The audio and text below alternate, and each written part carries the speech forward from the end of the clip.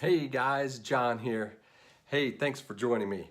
Hey, we are on chapter 2 of our book review of New York Times best-selling author Jon Acuff.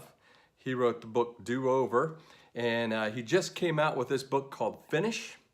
Give Yourself the Gift of Done, and it is amazing. I've really gained a lot of really good insight from Jon in this book, and I know you will too. And so we're going over some really great stuff here because we want to finish out 2017 as best that we can, right?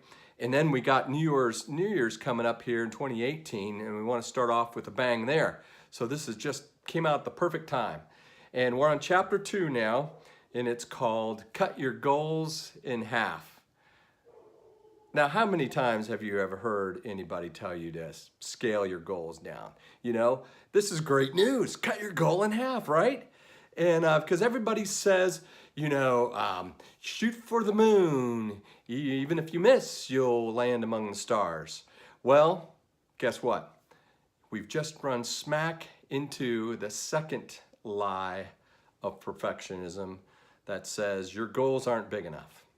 You know, we run into this phenomenon where we want to make our goals huge. You're sitting in the doctor's office and you see the BMI chart on the wall that says, for your height, you must weigh this. And you're like, holy Moses, I'm 20 pounds over. And so you set, man, I need to lose 20 pounds. And then you get thinking about it and you're like, man, yeah, okay.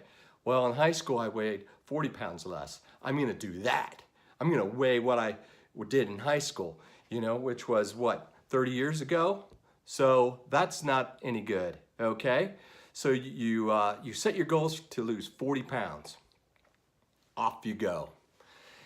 Now there's a name for this phenomenon that two scientists, Daniel Kahneman and Amos Tversky, call planning fallacy, where we blow up things in our minds when we're going over goals. And I'm going to read something directly from Jon's book on this because I think it's very important that I don't mess it up. And they call this here, they describe it for us, a phenomenon in which predictions about how much time will be needed to complete a future task display an optimism bias and underestimate the time needed. Did you hear that? They underestimate the time needed for a certain task. How many times do we do that, huh?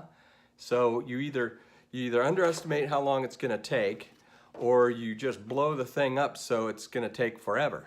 Okay. Hey, remember my goal for 2017 in reading a book a week? You know, 52 books altogether. Okay. So I'm on book number 33. I'm about ready to finish 2 or 3 books here this week, so I'm going to jack that number up. But what's half of 52?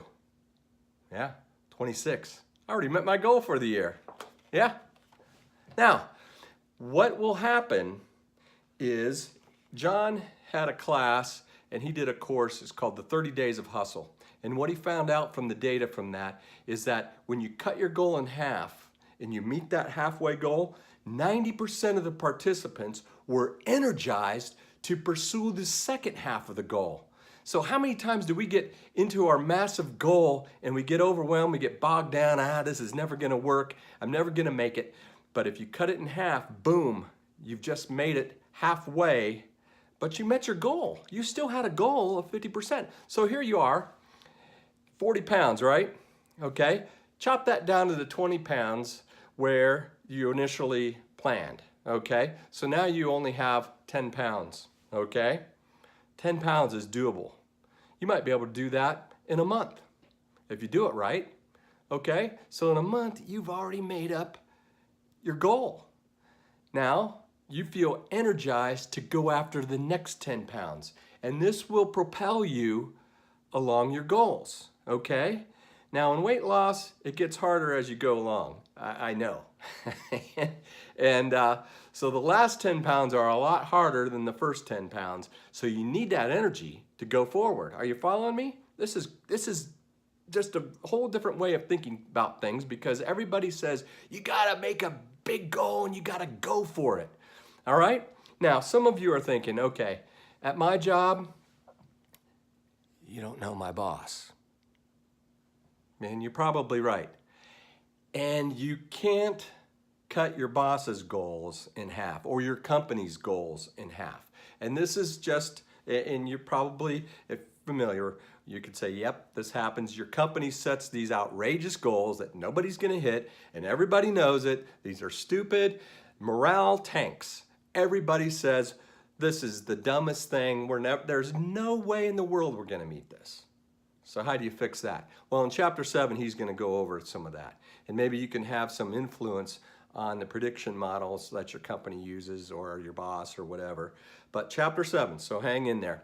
The other thing we can do, if like on debt, if you've got to meet a goal to pay off debt, the other thing you can do is, instead of cutting your debt in half, because you can't do that, is lengthen the time that it takes to pay it off. Yeah, you're gonna pay a little bit more in interest. And Jon Acuff used to work for Dave Ramsey. So, okay, it's all about the goal. Let's keep in mind that we don't want to give up on our goal. We don't want to fall short.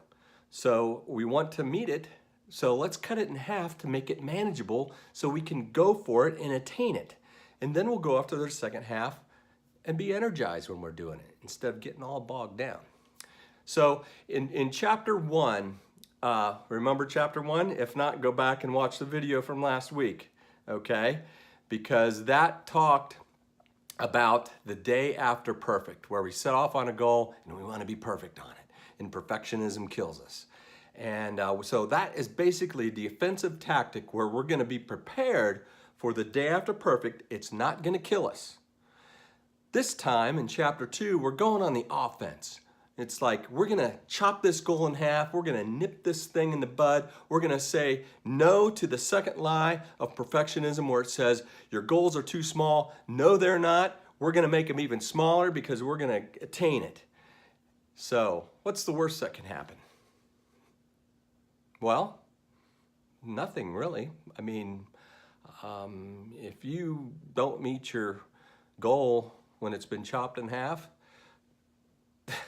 I don't know if there's much help for you. No, really. 63% of Jon's participants in his 30 Days of Hustle class, 63% were successful doing this. Now remember, 92% fail in their New Year's resolutions. What's the other half of 63%?